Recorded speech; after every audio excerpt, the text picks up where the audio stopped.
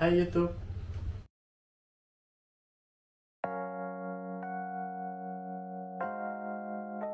Kali ini aku mau berbagi pengalamanku waktu aku mendaftar untuk menjadi pegawai PT Kereta Api Indonesia Persero. Jadi waktu aku main Instagram itu tiba-tiba aku lihat itu lowongan pekerjaan di kereta api, PT Kereta Api Indonesia Persero gitu kan. Aku coba lihat tanggal berapa gitu kan, terus syaratnya apa aja. Jadi waktu itu aku harus datang dari Semarang ke Solo ya kan, ke Universitas Negeri 11 Maret.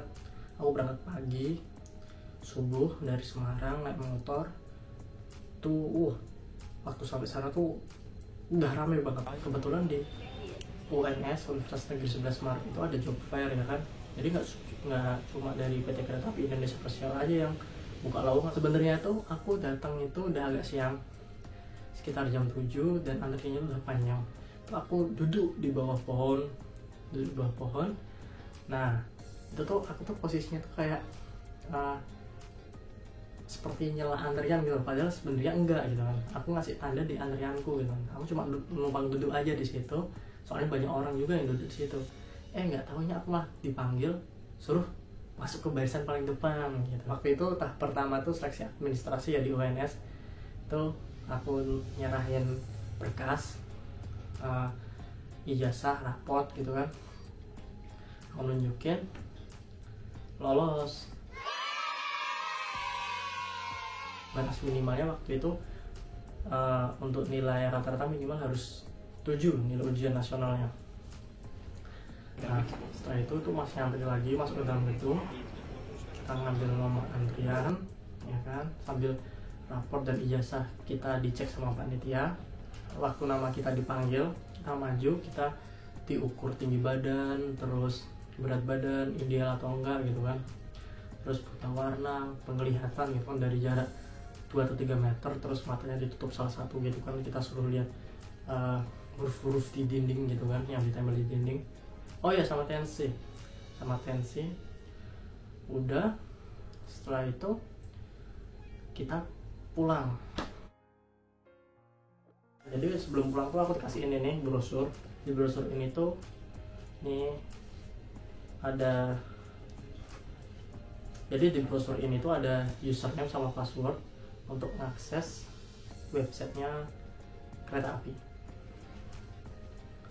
Jadi kita dikasih password sama username itu untuk mengakses website rekrutmen ya kan. Waktu itu aku ingat isinya tuh masinis, formasinya tuh masinis. Terus tiba-tiba waktu udah selesai ngisi bisa keubah jadi sarana. Aku nggak tahu kan, aku bingung. Aku coba telepon call center KHI kan 121, katanya suruh hubungin panitia ya. Waktu itu aku berharap banget tuh biar formasinya diubah jadi masinis gitu kan. Tapi aku juga bingung, ntar kalau nggak lolos gimana ya, yang penting lolos dulu aku waktu itu gitu kan. Sekitar 3 hari pengumuman keluar, ternyata aku lolos gitu kan. Aku waktu itu suruh ke klinik Mediska di Solo, di Surakarta, dekat stasiun Solo Balapan. Ternyata masih banyak lagi yang lolos gitu kan. Masih ngantri gitu, sampai di pinggir jalan itu banyak antriannya gitu kan. Nah waktu giliranku maju ke panitia itu kan lo nyerahin berkas-berkas. Jadi waktu itu aku juga harus bawa berkas lagi ya kan. Pokoknya berkasnya sama yang sesuai waktu tes administrasi. Waktu aku ngantri itu ke panitia, aku ngomong, "Pak, ini waktu itu saya daftarnya di website itu masinis, tapi kok ini bisa berubah formasinya jadi sarana gitu kan." Bapaknya tuh ngomong gini, "Lah mas, mau lanjut atau mau balik ke Semarang?" Aku digituin kan, aku bingung, duh gimana nih ya kan. Jadi Pak, saya lanjut, aku ngomong gitu. Lanjut, akhirnya aku ngantri. Itu tes kesehatan awal. Jadi di tes kesehatan awal itu kita dicek tinggi badan, berat badan, terus varises, buta warna, penglihatan ya kan. Itu kita dites seperti itu. Standar sih. Ya tes kesehatan awal tuh tes kesehatan yang sekiranya tuh bisa dilihat dari luar tubuh gitu kan, ada tato atau enggak, ada bekas luka atau enggak gitu kan, cacat atau enggak gitu. Itu tesnya cepet banget, serius cepet banget. Jadi pesertanya banyak ya kan, pesertanya banyak banget, ribuan gitu kan, tapi tuh tesnya bisa berjalannya cepet banget, rapi gitu. Wow, itu menandakan bahwa panitia rekrutmen dari PT Kereta Api Indonesia Persero waktu itu tuh emang jos banget gitu. Terus habis itu aku nunggu, ya lagi-lagi nunggu gitu kan habis tes nunggu gitu kan. Nah aku lolos lagi. Tes tahap ketiga itu psikotes, psikologi gitulah, ada tes koran, terus tes menggambar manusia gitu kan, dari kepala sampai kaki lengkap gitu, pakai baju atau pakai aksesoris terserah apa gitu kan. Terus ada menggambar pohon juga ada, terus ada titik-titik juga, gambar titik, ngerangkai, kita dikasih kayak apa namanya coretan, misal satu garis gitu ntar bisa jadi gambar apa, terus ntar melengkung bisa jadi gambar apa, pokoknya tesnya semacam itu deh. Tes lainnya ya tes psikologi biasa, mencocokkan gambar gitu-gitu lah. Terus penjumlahan pengetahuan umum itu selama 5 jam, dari jam 7 sampai jam 12, dan kita bener-bener nggak boleh yang namanya izin ke kamar mandi ya kan, HP harus dikumpulkan, nggak boleh makan dan minum di ruangan. Pokoknya tuh kita emang waktu itu ditekan banget sama ya mungkin suasana gitu. Jadi tesnya tuh di aula gitu, di aula tertutup banget, kaca pintu tuh bener-bener tutup gitu kan. Jadi ya kita emang harus bertahan di ruangan itu. Terus pengawasannya tuh nggak cuma satu, mereka tuh keliling terus di depan, belakang, samping, kanan, kiri kita tuh dikelilingi pengawas terus. Jadi emang kita tuh ditekan banget waktu itu. Itu pertama kalinya aku berani kenalan sama orang-orang yang daftar di situ. Nah setelah tahap psikotes itu ada yang namanya tahap wawancara.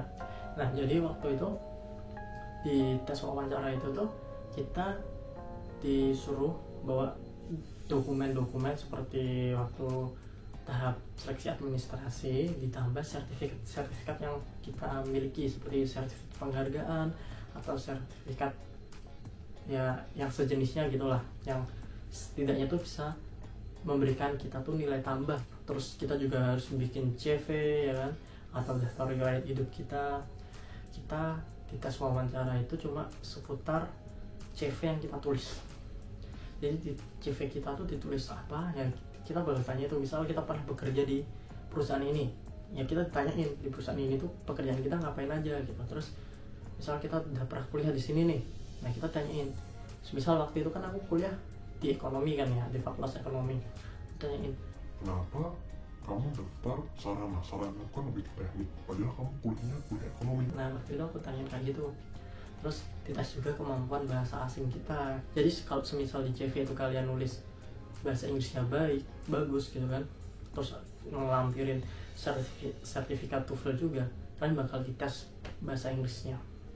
Setelah itu ya udah, ntar di akhir wawancara panitia seleksi itu bakal minta fotokopiannya. Jadi kita ngefotokopi semua dokumen itu, terus diserahin, dikumpulin lagi, dan kita boleh pulang.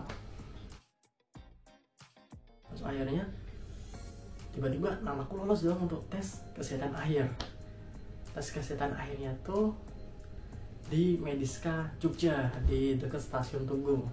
Jadi tes kesehatan akhir itu mencakup semua tes yang ada di tes kesehatan awal, ditambah ronsen, terus detak jantung gitu kan, tes narkoba, pokoknya komplit banget deh, komplit banget. Jadi tes kesehatan awal itu kita cuma dicek kesehatan yang terlihat saja, ya kan, yang terlihat dari ujung kepala sampai ujung kaki. Nah, terus kalau tes kesehatan akhir itu kita dicek sampai dalam-dalamnya.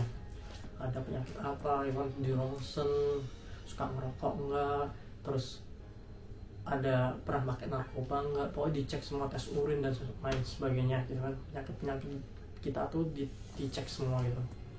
Waktu itu tuh kita disuruh puasa dulu kan, diharuskan puasa sehari sebelumnya. Tapi waktu itu aku tetap minum waktu itu tetap minum air putih ya, nggak minum yang lainnya, aku tetap minum air putih, aku banyakin minum air putih waktu itu. Dan akhirnya aku lolos. Tes kesehatan akhir itu pengumumannya cepet banget, tapi dadakan. Kenapa? Karena setelah pengumumannya keluar, aku itu langsung disuruh datang ke kantor pusat PT Kereta Api Indonesia Persero di Bandung. Ya 2 hari di Bandung, terus tiba-tiba aku langsung suruh ke Jakarta, laporan ke sana, ya kan? Sana langsung tempatin di Jakarta Gudang. Aku udah pernah bikin videonya waktu aku kerja di penempatan di Jakarta Gudang, aku udah pernah bikin videonya. Nah, mungkin sekitar seminggu di Jakarta Gudang itu, aku langsung dapat panggilan lagi untuk ngikutin itu namanya diklat. Diklatnya tuh semi militer gitulah. Jadi kita di Pusdikub Kodiklat di Cimahi, ya kan, dilatih di situ, dilatih semi militer, terus dilatih tentang cinta negara, bela negara, terus habis itu dilatih tentang kereta api. Pokoknya waktu itu dari pagi, dari subuh sampai malam, ntar jam 11 itu isinya kegiatan terus gitu. Setiap hari kayak gitu, nggak ada hari libur. Soalnya di sana kita ya sehari-hari itu diperlakukan seperti prajurit gitu. Pagi harus apel, senam pagi, ntar lari keliling komplek gitu kan. Pokoknya gitu deh. Ntar ada tapi di akhir-akhir kegiatan itu ada kemah, terus long march, ya kan, jalan jarak jauh gitu kan. Itu jalan jarak jauh, waktu itu kita di hutan, ngelakuin hutan-hutan gitulah pokoknya. Setelah diklat itu kita balik lagi tuh ke penempatan kita masing-masing. Jadi waktu itu aku langsung balik ke Daop 1 ke Jakarta. Di situ kita diklat, ya bukan diklat sih, orientasi. Ya kalau di kuliah tuh ospek gitulah, atau kalau sekolah itu MOS, ya kan, masa orientasi siswa. Jadi kita setelah kembali ke penempatan masing-masing, kita tuh orientasi. Jadi waktu itu lagi bertepatan dengan liburan Natal dan Tahun Baru 2020. Jadi orientasi pertama itu kita jadi tiketing itu kita membantu calon penumpang untuk mencetak tiket, mengarahkan calon penumpang untuk masuk peron gitu kan. Jadi setelah kita membantu posko liburan Natal 2020, kita tuh lanjut untuk orientasi ke setiap unit. Jadi ada banyak unit di PT Kereta Api Indonesia Persero. Ada sarana operasi, ya kan, LHA, listrik aliran atas, ada jalan rel dan jembatan, ada bangunan, ada aset, ada keuangan. Pokoknya ada banyak unit. Jadi kita belajar tuh di unit sarana, kita ada lokomotif, gerbong kereta. Jadi kita belajar tentang lokomotif, tapi belajarnya nggak secara lengkap, cuma ya apa yang harus kita ketahui aja gitu. Nah, di akhir orientasi itu kita disuruh bikin laporan. Waktu itu bikin laporan, jadi kita selesai misal ke unit operasi gitu kan, kita tulis kita sehari ini ngapain aja deh, kayak bikin diary gitu kan. Terus kita kumpulin. Setelah orientasi itu baru itu kita mendapatkan apa yang kita inginkan, kita diangkat jadi pegawai atau enggak gitu setelah orientasi itu. Emang sebelumnya kita dikasih seragam, baju kerah, ya kan, warna putih sama celana biru dongker. Ada badge kereta api juga di sini, ada badge nama, logo gitu kan. Tapi kita diangkat menjadi pegawai kereta api itu setelah kita melewati semua proses itu, setelah kita melewati masa yang namanya orientasi itu. Jadi emang perjalanan dari mendaftar sampai menjadi pegawai kereta api itu ya lama gitu loh. Buat kalian yang daftar gitu kan, ya berusaha terus lah dan berusaha yang maksimal. Yang penting optimis kalau kalian tuh pasti bisa lolos dan bisa jadi pegawai PT Kereta Api Indonesia Persero. Teman-temanku banyak kok yang daftar gitu kan, akhirnya tanya syarat-syaratnya gitu kan. Sebenarnya aku nggak mau bikin video ini, tapi teman-temanku nyuruh aku bikin video ini. Udah bikin video aja gitu kan, berbagi pengalaman. Mungkin itu aja dari aku, karena ya ini aku mau berangkat kerja juga. Sekarang aku penempatan di pengawas urusan kereta Jakarta Kota, makanya aku pakai seragam ini oranye. Jadi seragam karyawan kereta api itu nggak cuma satu, putih, baju putih, celana biru dongker, ada macam-macam lah jenisnya. Ini itu aja. Dadah.